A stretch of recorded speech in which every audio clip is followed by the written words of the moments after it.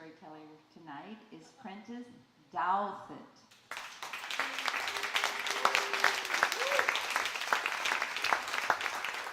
He is new to Austin, and he's an Alabamian, transplanted to Texas. Prentiss has spent his career as a graphic designer and now finds himself exploring the joys of his new city and the unknown waters of writing, making wonderful new friends and finding home along the way. Welcome. All right. Hi, man, coming up with a song to introduce Prentiss.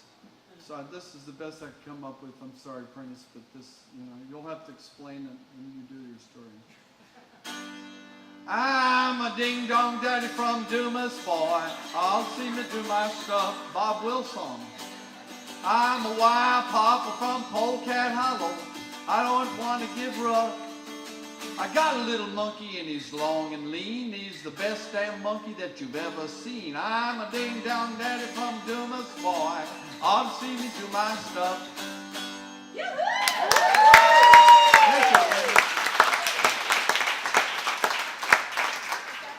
That was oddly appropriate. Hey, my name's Prentiss, and yes, I am from Alabama. Oh boy. Do what? Oh boy. Yeah, get ready. Yeah, I'm from Alabama. I just moved to Austin in February. My good friend Katie moved out here a few months before and said, "You got to come on out here." I've known Katie my whole life. We grew up in Decatur, Alabama, a small town in North Alabama, about 50,000 people. Our parents went to school together. Our grandparents had dinner parties together. So it's really nice having somebody here like her. We didn't start out at elementary school together, but I did. I started out at Gordon Bibb. It's a little better. There's a little, anyway. So I started out at Gordon Bibb. Gordon Bibb was this old brick school building. My mother went there, handsome old building, transoms over the windows, and the halls were painted. I noticed while I was listening to the other stories, that color right there, and divided in half, a slightly different green on the top, darker on the bottom, I guess for interest, whatever.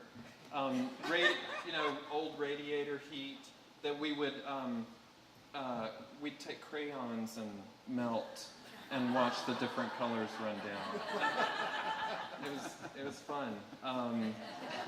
Yeah, and in fourth grade, I got this letter to take home, and it was sealed. I didn't know what it was. And I remember walking home with John D. Davis and Bo Jones, and we all just, what is the letter?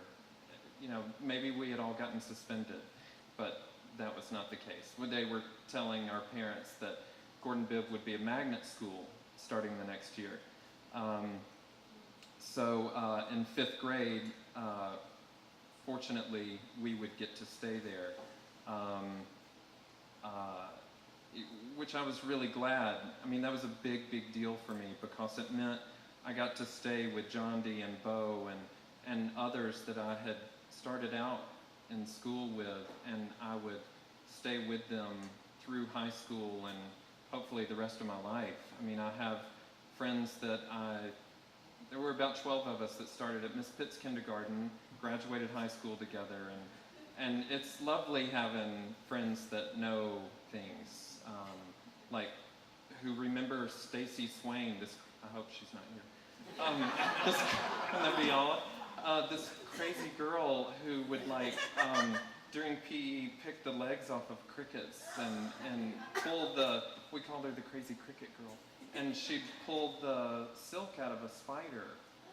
Yeah, and having friends who would remember Miss Scott scratching her head and her wig would go all the way forward and back, and we would just laugh and remembering going to Mr. Mitchell, the principal at Gordon Bibb, and doing your multiplication tables.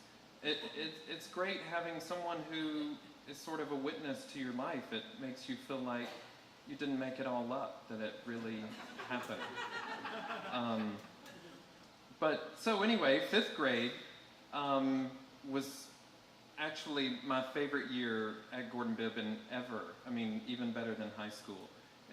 I don't know why, but it just was. I mean, all the 17-year-old bullies from 4th grade were bussed away. You know, they didn't make the cut. But, and then some other kids were brought in from Walter Jackson and Eastwood, Katie? Yes?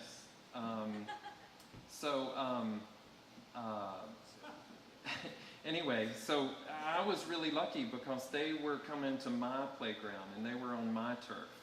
And I was also kind of lucky because most of them didn't know what happened in 4th grade.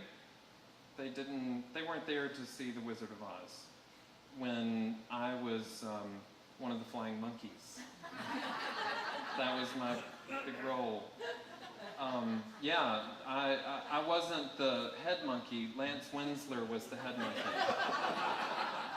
He was in 5th grade, so you know, upperclassman. He gets the role. He gets the one speaking part. They have a line.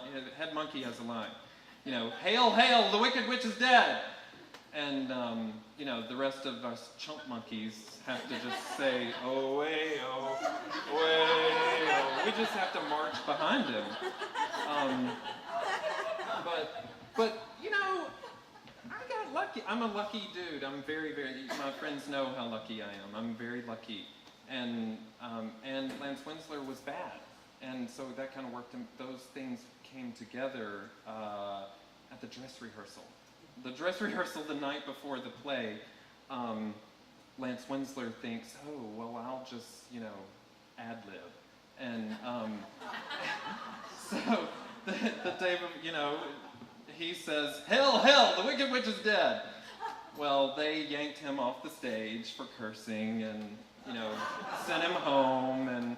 And well, they need a new head monkey.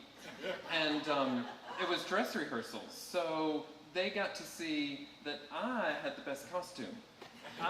For some reason, I must have had a cousin or a family friend or someone that had a real monkey costume. And mine, you know, all the other kids are wearing like a brown t-shirt and blue jeans with a tail stapled to their butt or something. But mine was plush fur with a hood and ears and head to toe and this long stuffed plush monkey tail with a little curl at the end.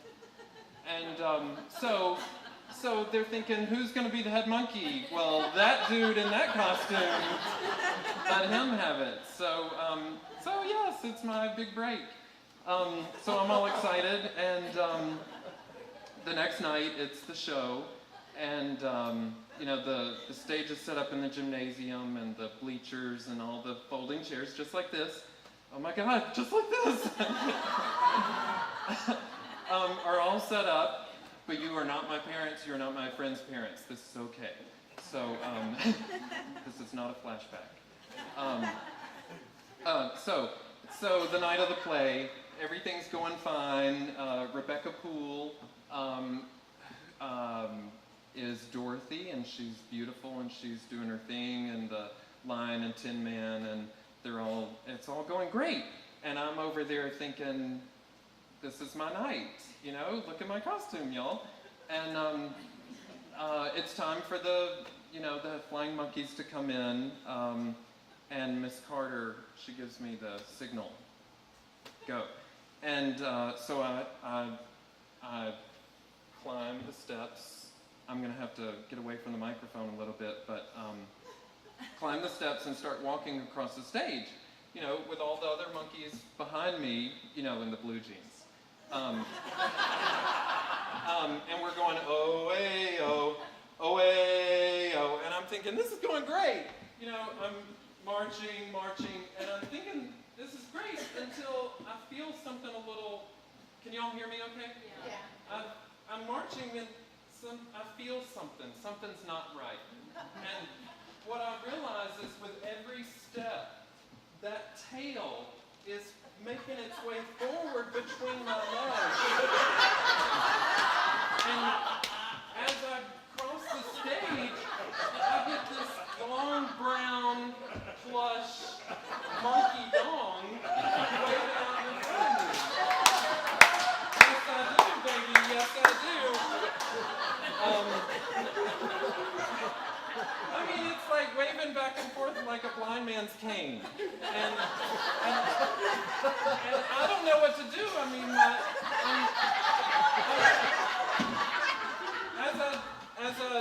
I'm trying to walk and remember my upcoming line and push the tail back between my legs, but it doesn't go, it just stays. And I get to the end and it's time for my big line and I just say, hail, hail the wicked witch. And I could hear the giggles and I could hear the, and I was so embarrassed. It was so, you think of 4th grade and you think you're pretty innocent at that time. And a kid shouldn't think anything about that. But I did. I was the youngest of 3 boys, and they spent every day trying to find ways to humiliate me. So I learned early on that there are things, I learned modesty, and I learned things that I wanted to keep private and things that I wanted to keep to myself. And I certainly didn't want a long brown plush monkey dong in front of all of my friends' parents. That's it.